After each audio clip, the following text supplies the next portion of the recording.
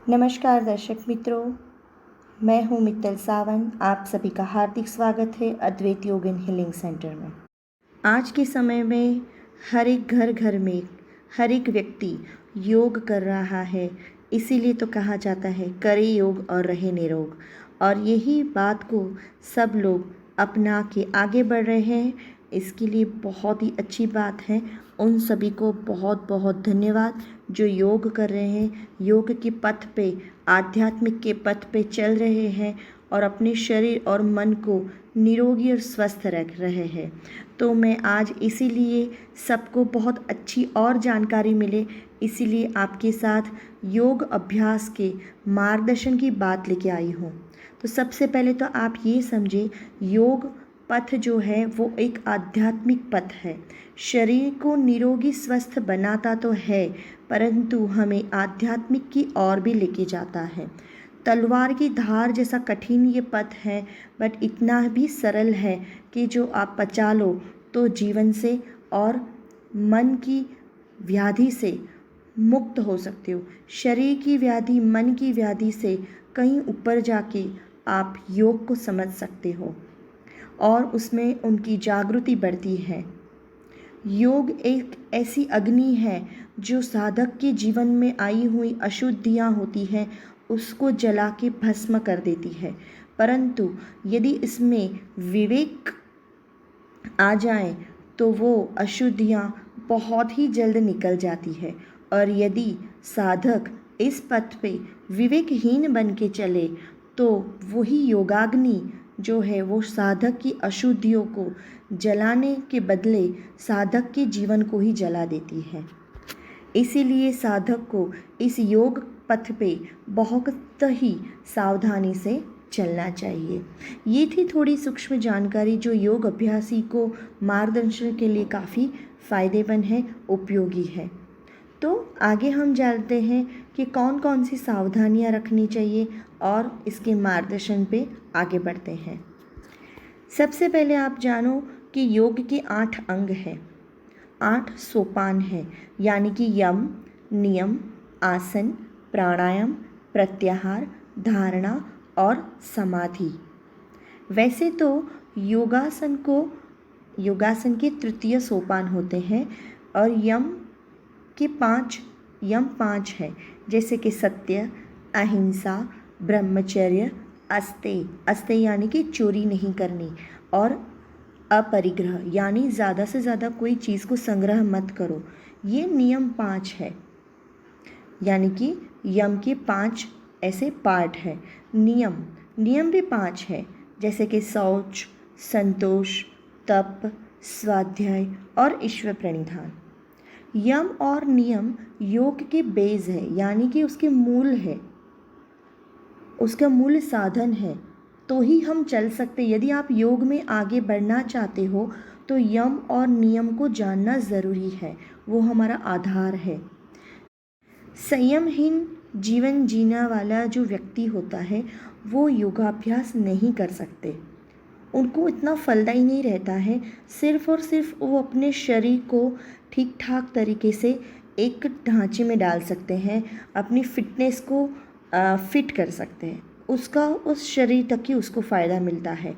But उसको जो आध्यात्मिक फ़ायदा, मन की शांति का फ़ायदा, वो उसको नहीं प्राप्त होता। तो योग अभ्यासियों को यम और नियम की यथाशक्ति उसका पालन करना चाहिए और उसी में ही आगे बढ़ना चाहिए।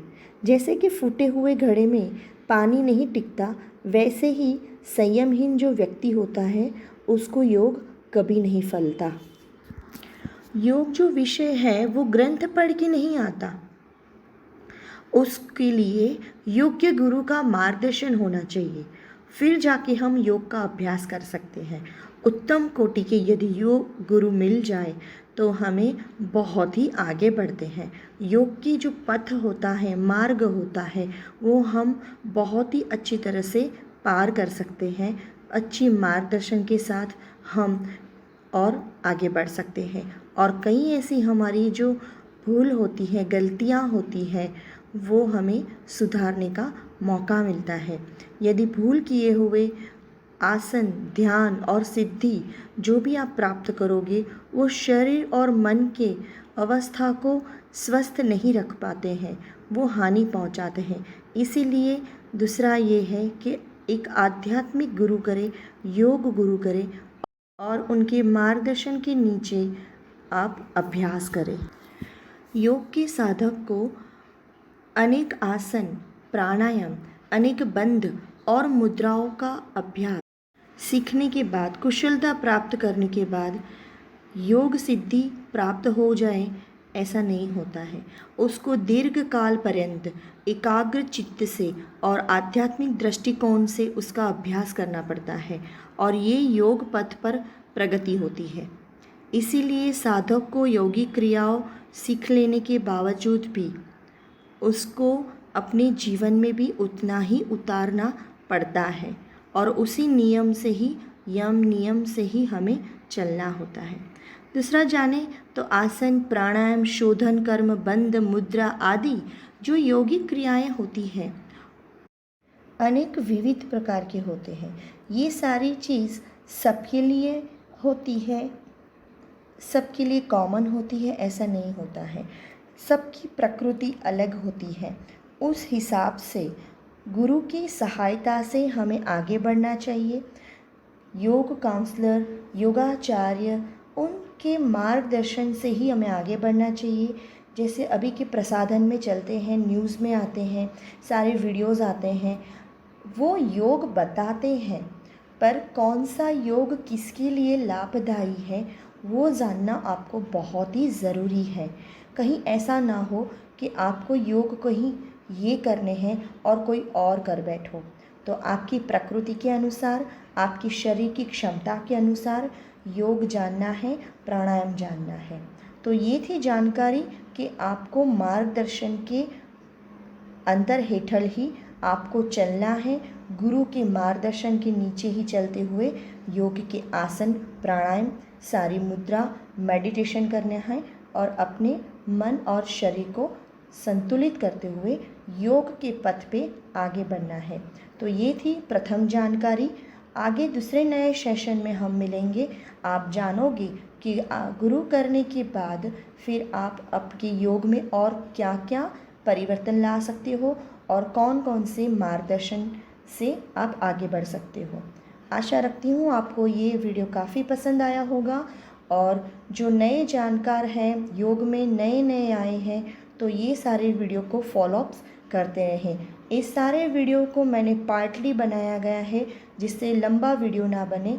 सबसे पहले आप योग की समझे महत्वता, गुरु की महत्वता समझे और फिर उनके मार्गदर्शन से आगे बढ़ें। नमस्कार।